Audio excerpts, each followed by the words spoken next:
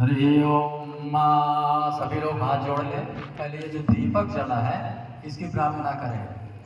शुभं करोतु कल्याणं आरोग्यं सुख संपदां दुष्टबुद्धि विनाशाय दीपज्योतिर्नमोस्तुते।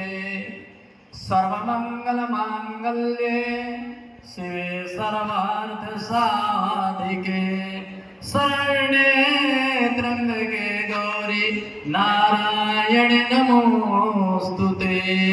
मंगलम भगवान विष्णु मंगलम गरुड़ध्वज मंगलम पुंडरीकाक्ष मंगलाय नमो हरि।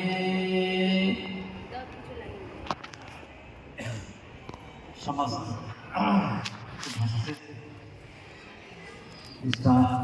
के सभी सम्माननीय सदस्य सर्वधर्म समभाव की भावनात्मक दृष्टि से, आध्यात्मिक दृष्टि से, लौकिक दृष्टि से प्रकट करने वाले सभी धर्मों के आगंतुकों को मैं सादर नमन वंदन प्रणाम करता हूँ। एवं उपस्थित छात्र छात्राएं, समस्त स्टाफ बंधु सभी जो इस धार्मिक सर्वधर्म भाव की स्पष्टता को सिद्ध करने के लिए ये आयोजन किया है, ये बहुत ही सराहनीय है। भगवान पहले इस दो ज्योति को आपने प्रणाम किया है। इस ज्योति का मतलब क्या है? ज्योति शुभम करोति कल्याणम, मंगल देने वाला है। दीपक आरोग्य प्रदान करने वाला है, दुष्ट बुद्धि विनाश करने वाला है और सदैव आपको अग्रसर उन्नति पथ पर ले जाने वाला ये ज्योति है। विद्या के क्षेत्र में आइए, क्योंकि आज सरस्वती जी माँ की वंदना आएगी। सरस्वती जी की उस उपलक्ष्य में बता दो, विद्या से आपको लाभ क्या है, विद्या की महत्ता क्या है, इसकी प्रसिद्धि क्या है, इसका औचित्य क्या है, इसको पढ़ने से क्या लाभ मिलता है, इस पर आप थोड़ा सा चिंतन करें तो हो सकता है आपको ये ध्यान आ जाएगा।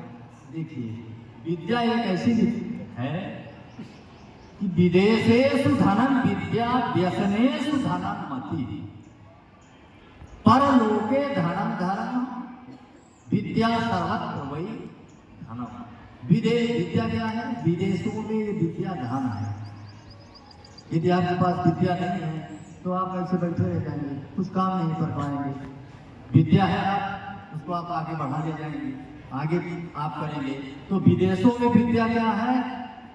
विदेशेषु धनम विद्या और व्यसनेषु धनम मति। और व्यसन में बुद्धि क्या है? मति। मति माने बुद्धि। व्यसन में आपकी बुद्धि यदि नहीं है, विद्या आपके पास है लेकिन उस विद्या का कोई महत्व नहीं है। ये बुद्धि नहीं है तो विद्या का महत्व नहीं है। परलोके धनम धर्म, और दूसरे लोग की विद्या क्या है? परलोके धनम धर्म, धर्म की प्रधानता प्रकट करता है। लेकिन आप लोग जो कर रहे हैं, शीलम, सज्जनता, सबसे एकात्मता, एकात्म भाव रहना, सबके साथ में रहना, एक रूपता रहना, सबसे मिलना, सब धर्मों का सम्मान करना, ये आपको ये विद्या के माध्यम से ही आगे शिक्षा दी जाती है, जिसको आप अध्ययन करने के बाद उच्च स्तर, उच्च कोटि तक आप पहुंच सकते हैं। तो ये विद्या, क्योंकि ये विद्या जो है न चौरे हारम न च राज्य हारम न भ्रांतर भाज्यम न च भारकारी करते वर्धते नित्यम विद्या धनम सर्व धन प्रधानम। विद्या धनम सर्व धन प्रधानम, समस्त धनों में विद्या ही प्रधानता दी गई है। क्यों? प्रश्न उठता है क्यों? न चौरे हारम, इस विद्या को न चोरी चोर जो है चुरा सकता है, न राज्य के कोई व्यक्ति इस विद्या को ग्रहण कर सकता है।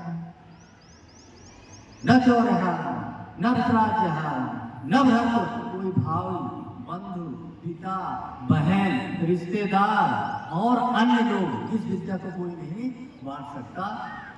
इसलिए इस विद्या को आपको ये सर्वधर्म प्रधान माना गया है। समस्त धर्म में प्रधानता विद्या को दिया गया है कि यदि आप विद्या ग्रहण कर लिए तो हमारी यावत जीवन तक आप सुखीपूर्ण जीवन व्यतीत करें। लेकिन विद्या में ऐसे अल्प ज्ञान भयंकर, ये भी लिखा है नीति शास्त्र में कि अल्प ज्ञान भयंकर होता है, कम ज्ञान जो होता है भयंकर होता है। किसी वस्तु का पूर्ण ज्ञान नहीं होना, अधूरी ज्ञान रहना वो भयंकर होता है। तर्क वितर्क करने लगते हैं, उसका आशय कुछ नहीं मिलता है। इसलिए जिस वस्तु, जिस विद्या, जिस क्षेत्र में आप करिए परफेक्ट रूप से उसमें हो जाइए, वास्तविक रूप में उसमें आप हो जाइए और ज्ञान करिए, तभी ईश्वर आपकी मनोकामनाओं को पूर्ण कर सकता है।